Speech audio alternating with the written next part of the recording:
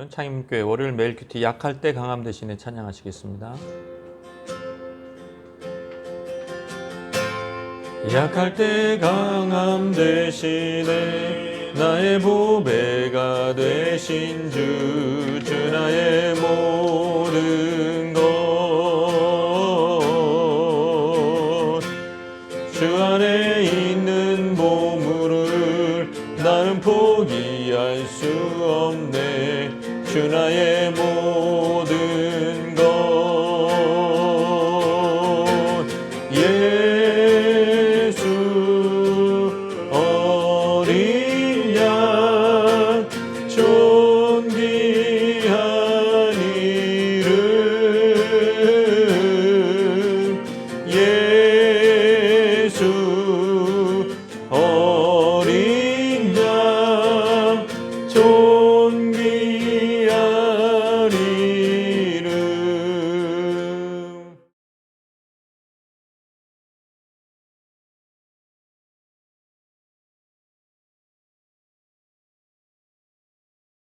예루살렘 사람 중에서 어떤 사람이 말하되, 이는 그들이 죽이고자 하는 그 사람이 아니냐? 보라, 드러나게 말하되 그들이 아무 말도 아니하는도다. 당국자들은 이 사람을 참으로 그리스도인 줄 알았는가? 그러나 우리는 이 사람이 어디서 왔는지 아노라. 그리스도께서 오실 때에는 어디서 오시는지 아는 자가 없으리라. 예수께서 성전에서 가르치시며 외쳐 이르시되, 너희가 나를 알고 내가 어디서 온 것도 알거니와 내가 스스로 온 것이 아니니라. 나를 보내신 이는 참되시니 너희는 그를 알지 못하나 나는 아노니 이는 내가 그에게서 났고 그가 나를 보내셨음이라. 그들이 예수를 잡고자 하나 손을 대는 자가 없으니 이는 그의 때가 아직 이르지 아니하였음이로라. 무리 중에 많은 사람이 예수를 믿고 말하되, 그리스도께서 오실지라도 그 행하실 표적이 이 사람이 행한 것보다 더 많으리야. 예수에 대하여 무리가 수군거리는 것이 바리새인들에게 들린지라. 대제사장들과 바리새인들이 그를 잡으려고 아랫사람들을 보내니 예수께서 이르시되, 내가 너희와 함께 조금 더 있다가 나를 보내신 이에게로 돌아가겠노라. 너희가 나를 찾아도 만나지 못할 터이요 나 있는 곳에 오지도 못하리라. 이에 유대인들이 서로 묻되, 이 사람이 어디로 가기에 우리가 그를 만나지 못하리요? 헬라인 중에 흩어져 사는 자들에게로 가서 헬라인을 가르칠 터인가? 나를 찾아도 만나지 못할 터이요 나 있는 곳에 오지도 못하리라 한 이 말이 무슨 말이냐? 오늘 본문 말씀은 초막절, 절기, 명절을 배경으로 기록된 본문인데요. 예루살렘이죠. 장소는 예루살렘에 사람들이, 어마어마한 인파들이, 순례객들이 왔지 않겠습니까? 그 사람들이 이제 그 당시 주제거리가 이제 정치, 종교에 대한 그런 얘기를 하다가 이제 나사렛 출신 예수에 대한 이야기로 좁혀지는 거죠. 지대한 관심이 여기에 쏠리게 되는 거예요. 온 나라의 이슈가 된 겁니다. 나사렛 출신 예수, 그가 메시아인가? 우리가 알다시피 그리스도인가 아닌가? 그런 것에 대한 질문이었죠. 예루살렘 사람 중에서 어떤 사람이 말합니다. 이는 그들이 죽이고자 하는 그 사람이 아니냐? 보라, 드러내어 말하되 그들이 아무 말도 아니하는도다. 당국자들은 이 사람을 참으로 그리스도인 줄 알았는가? 예수님이 공공연하게 대중 앞에서 사역을 하고 있었거든요. 가르치고 전파하시고 치유하시고. 그러면은 이제 이 당국자들이, 여기에 이제 예루살렘 당국자들, 공의회도 있고 바리새인 서기관들도 있습니다. 이런 사람들이 메시아 사기죄로 체포하지 않았고 잡아가지도 않은 거 보니까 예수가 진짜 메시아 아니야? 이렇게 이제 대중들이 생각하는 거예요. 그거 인정하고 있는 거 아니야? 예수가 진짜 그리스도라는 것을 다 인정하고 있는 거 아니야? 우리만 모르는 건가? 빨리 그리스도라는 거를 지금 그 흐름에 우리가 따라가야 되는 거 아니야? 이런 얘기 하고 있는 거예요. 그러면서도 이제 브레이크가 걸리죠. 그러나 우리는 이 사람이 어디서 왔는지 안다. 그리스도께서 오실 때는 어디서 오시는지 아는 자가 없어야 되는데, 참 신비로워야 되는데 어디 출신이냐 그거를 따지는 거예요. 우리는 알고 있다. 이 사람 나사렛 출신이야. 나사렛 출신. 근데 이제 뭐 성경에서는 베들레헴에서 메시아가 나오리라 그렇게 예언을 했는데 이 사람들은 뭐라고 얘기하냐면 신비스러워야 된다. 그 배경, 출신이. 그 출생이 신비로워야 된다. 그게 메시아다 이렇게 생각하고 있는 거죠. 이것도 비성경적이죠. 또한 이들이 몰랐던 것은 호적하러 그 예수의 부모가 베들레헴에 올라가서 호적했다라는 것도 몰라요. 그래서 고작 가장 후진 동네 나사렛 갈릴리 아유 그 천한 갈릴리 나사렛 출신이라고 이러고 이제 떠드는 거죠. 그러니까 신격화하기 어려웠다. 예수를 메시아로 인정하기 어려웠다. 무슨 뭐 벌써 뭐 이렇게 나라에 그 나라를 세운 뭐 이런 나라를 창시한 뭐 그런 사람들 보면 뭐 아래에서 태어났다든지 뭐 하늘에서 내려왔다든지 뭐 이런 게 있지 않습니까? 그런 게 없다는 거예요. 그게 우리가 예수를 그리스도라고 믿기에 그 메시아라고 믿기에는 좀 부담스럽다, 어렵다. 우리가 그 출신도 알고 고향도 알고 예수님 어릴 때부터 자란 걸 우리가 다 알고 있는데 나사렛에서 알고 있는데 메시아라고 하기에는 좀 그렇다 이거예요. 그들이 예수님은 그들의 얘기를 이렇게 직접 안 들었겠지만 이미 다 알고 계세요. 그러면서 예수님이 성전에서 가르치시다가 외칩니다. 갑자기 소리 높여 28절에 이르시되 너희가 나를 알고 내가 어디서 온 것도 알거니와 내가 스스로 온 것이 아니니라. 나를 보내신 이는 참되시니 너희는 그를 알지 못한다. 그러니까 예수님이 말씀하시는 메시아됨의 근거는 내가 어느 지역 출신이라는 것을 너희가 알고 모르고 뭐 그런 거에 지금 메시아성이 거기에 달려있는 게 아니다. 거기서 메시아가 확정되는 게 확증되는 게 아니다. 메시아라는 것은 그리스도라는 것은 이렇게 내가 스스로 온 것이 아니라 나를 보내신 이는 참되신 너희는 그를 알지 못한다. 이 말 속에 답이 있는 거예요. 아버지를 아는 사람, 그를 보낸 메시아를 보낸 그 아버지 하나님 아버지를 얼마나 잘 아느냐, 그 아는 자가 메시아라는 거예요. 예수님의 의견은 예수님의 진리죠. 의견이라기보다는 그거는 어떻게 보면 유대인들에게는 좀 기분 나쁜 말이죠. 왜냐하면 이제 예수님의 의도는 뭐냐? 너희들은 아버지를 모른다는 거죠. 너희들은 하나님 아버지가 누군지도 모른다는 거예요. 그러면서 이제 메시아를 의논을 하고 있다는 것 자체가 굉장히 우습다라는 것입니다. 메시아적인 권위는 인간적 배경 전통에 나오는 게 아니라 하나님으로부터 와야 되는, 직접 와야 되는 성질이다. 그러면 나는 어떠냐? 이제 자기 주장을 하시는 거예요. 예수님은 자기 증명을 하시는 겁니다. 29절에 나는 아노니 내가 그에게서 낳고 그가 나를 보내셨음이라. 예수님이 자기를 이렇게 주장하는 거예요. 나는 그에게서 낳았다. 하나님에게서 태어난 사실을 얘기해 주는 거죠. 자녀만큼 부모를 잘 아는 사람이 없어요. 자녀가 잘 알죠. 그거는 유대인들하고 비교되죠. 유대인들은 하나님부터 난 자가 아니에요. 그냥 율법을 수여받은 자지. 하나님부터 태어난 자들이 아닙니다. 영적 친자가 아닙니다. 예수님이만이 하나님부터 난 자입니다. 그게 메시아됨의 자격이다.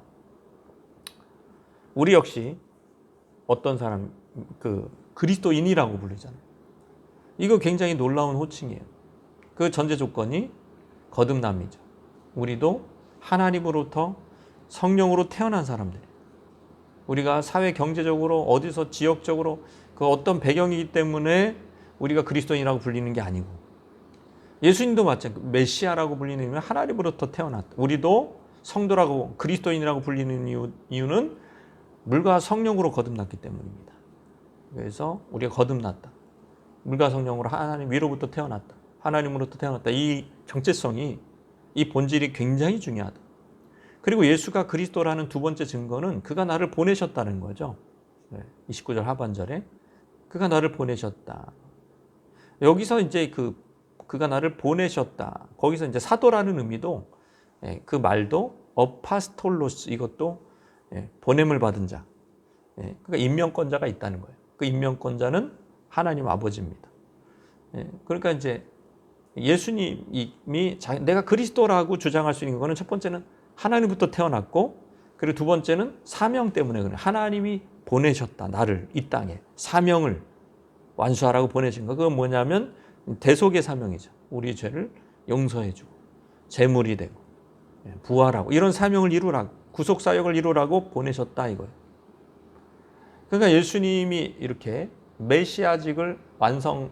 메시아로서 메시아의 사명을 완성한 것은 이제 어떻게 연결이 되냐면 이제 예수님이 제자들을 사도라 칭하시고 제자들에게도 똑같이 이렇게 파송을 하십니다. 제자들도 거듭났고 사명을 받고 훌륭하게 그 사역을 해내는 거죠. 우리 역시도 마찬가지. 자, 이런 사명 없이 살아간다는 거, 그리스도인이니 그거는 태평양 한가운데 표류하는 배와 같은 인생입니다. 사명감 없이 산다는 것만큼 굉장히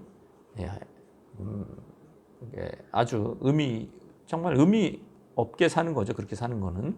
30절, 그들이 예수를 잡고자 하는 손을 대는 자가 없으니 이는 그의 때가 아직 이르지 않았다. 아버지께로 돌아갈 때가 이르지 않았다는 거예요. 아버지께 바른 사명을 지금 수행 중에 완료가 안 됐어요. 그러니까 아무리 세상의 권력자들이 예수님을 체포하려고 애를 써도 전혀 손을 대지 못한다. 왜? 하나님의 때가 이르지 않았기에 하나님이 그를 보호하시고 계시는 것입니다. 예, 그게 이제 우리의 인생이라는 것이죠. 예, 하나님의 때, 하나님의 사명, 그걸 이루는 것. 택함받은 인생의 특징입니다. 택함받지 못한 사람들은 표류하는 인생이고요. 그들이 혹여라도 예수를 믿어도 그냥 행복하기 위해서 믿는 거예요. 나 행복하기 위해서 예수 믿어요. 예루살렘 회중들이 대부분 그랬어요. 31절.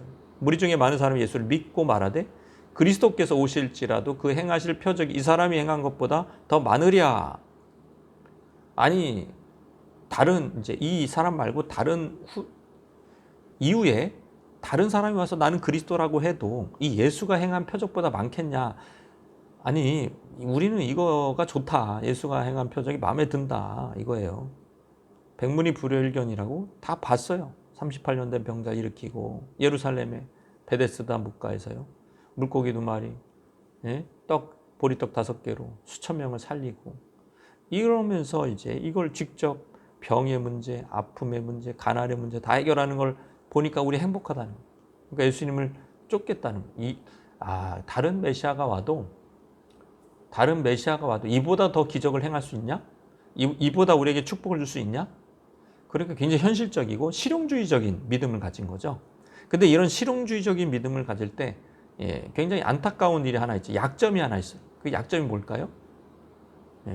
갑자기 떡이 부족해지면, 예수를 믿는데도 세상살이가 팍팍해지고 가난해지면, 병들면 완전히 영향을 받겠죠.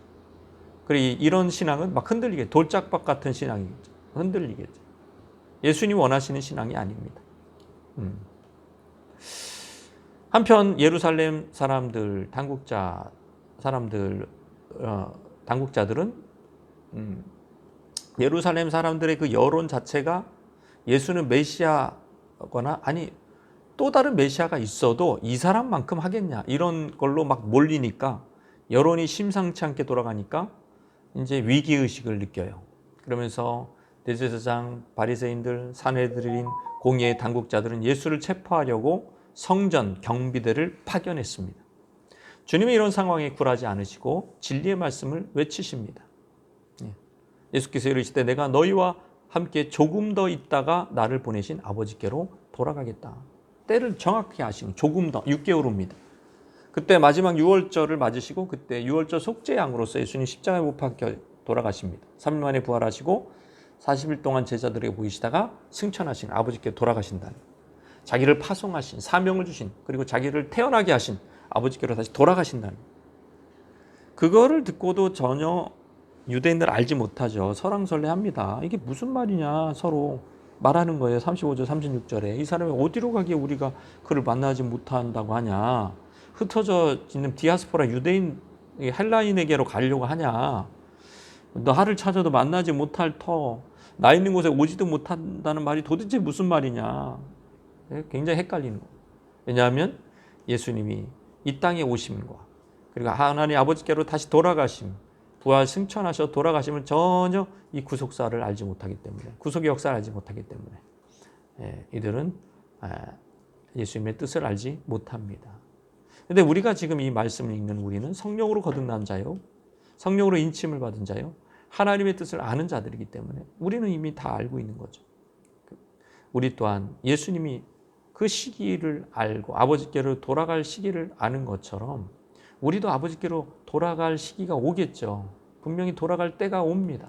그 시기를 우리가 정확히는 알지 못해도 돌아가는 건 알기 때문에 우리가 이 땅에서 예수님이 하셨던 것처럼 사명을 따라서 하나님 부르신 그 일을 따라서 그리스도께서 우리에게 맡겨주신 일을 따라서 충성하면서 살아야 할 것입니다.